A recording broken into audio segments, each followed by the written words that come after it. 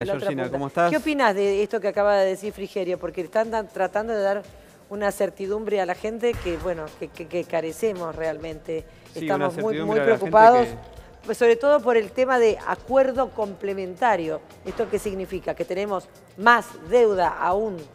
Sí, es uno de los puntos importantes esto que vos decís. Tenemos más deuda aún y los acuerdos con el Fondo Monetario Internacional que son complementarios porque el acuerdo que se firmó hace apenas 3 meses ya quedó desactualizado. Es decir, el gobierno no lo pudo cumplir, las condiciones que se firmaron no se pueden cumplir, no vamos a llegar ni siquiera a fin de año con ese acuerdo que se firmó a mediados de junio. Por eso mismo está Nicolás Dujovne en Estados Unidos tratando de renegociar los términos del acuerdo con el FMI.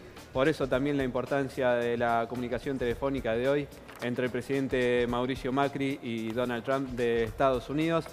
Claramente es una señal, Estados Unidos es muy importante dentro del FMI y un fondo que además está muy enojado con las últimas, no las medidas que tomó el gobierno, sino la forma en que fueron decididas y anunciadas.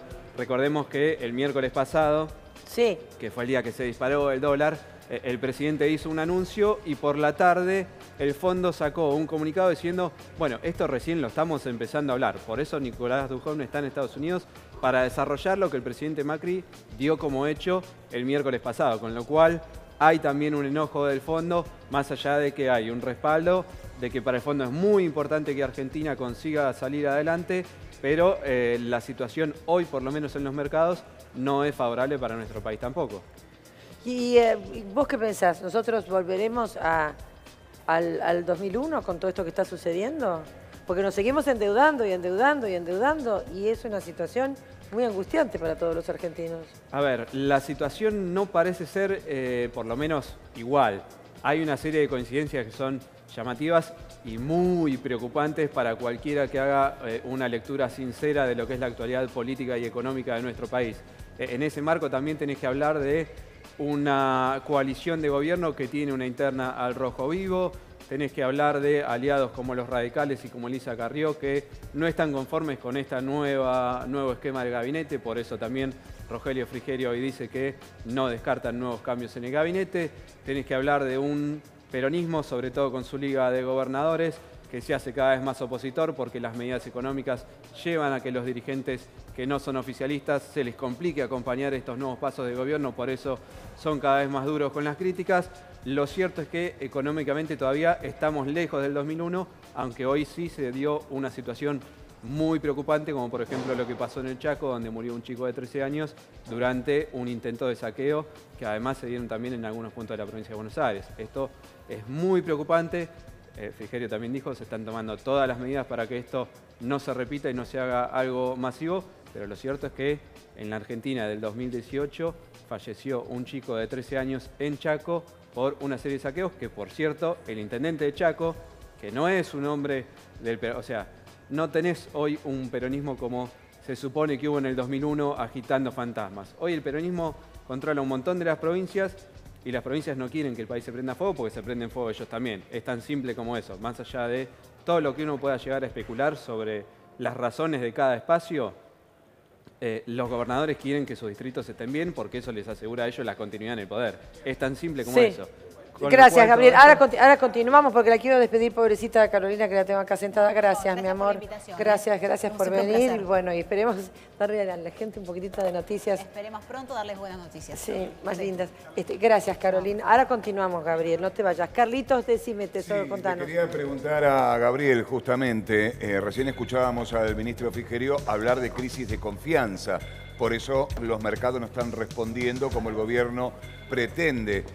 Y vos fíjate que el dólar oficial sigue aumentando, ya en el Banco Nación está a 40 pesos. Digo, esta misión de economía con Dujovne a la cabeza en el fondo, más allá de pedir el adelantamiento de los fondos que ya estaban pactados para que ingresen en el corto plazo, es también pedirle al fondo la utilización de parte de esos fondos para poder frenar el dólar. Bueno, es una de las cuestiones que se habían pensado cuando se dio la visita del fondo hace 3 semanas, 4 semanas como máximo. Una de las cuestiones que se planteaba era eso. Lo cierto es que una vez que llegó la misión del fondo y comenzaron las reuniones, el gobierno giró y dijo, no, vamos a dejar que el dólar flote, que el dólar suba, así tiene que subir.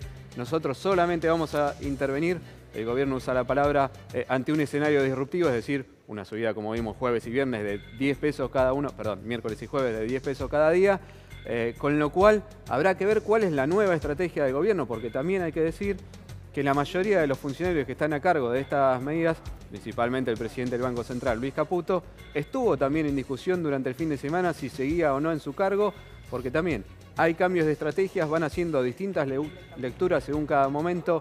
No es lo mismo lo que piensa Luis Caputo que lo que piensa Nicolás Dujovne. No es lo mismo, por ejemplo, lo que pensaba Sturzenegger, que estuvo hace poco, o lo que piensa Carlos Melconian, que estuvo a punto de asumir, o Alfonso Pratgay, que estuvo a punto de ser canciller de este país. Lo que pasa es que no hubo cambios de gabinete. Lo que hubo es reducción de ministerios que pasaron a ser secretarías, pero con los mismos nombres.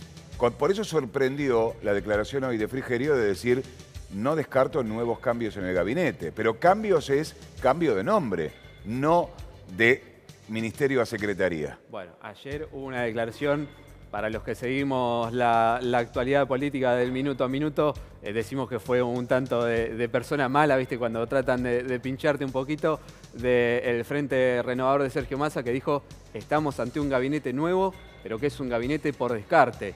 ¿Por qué? Porque la Cancillería se le ofreció a alguien que terminó diciendo que no, el Ministerio de Economía se le ofreció a alguien que también lo rechazó, se ofreció el Ministerio del Interior, pero después el presidente canceló ese acuerdo con el radicalismo, con lo cual vos tenés muchos que siguen, sobre todo con la cuestión de los nombres, más allá de que hay un esquema de poder que empieza a girar y sigue girando. Recordemos que en abril hubo, por ejemplo, la llegada de esta mesa política, marcaba, si se quiere, un fin o un quiebre con lo que venían siendo el trío Peña, Lopetegui y Quintana.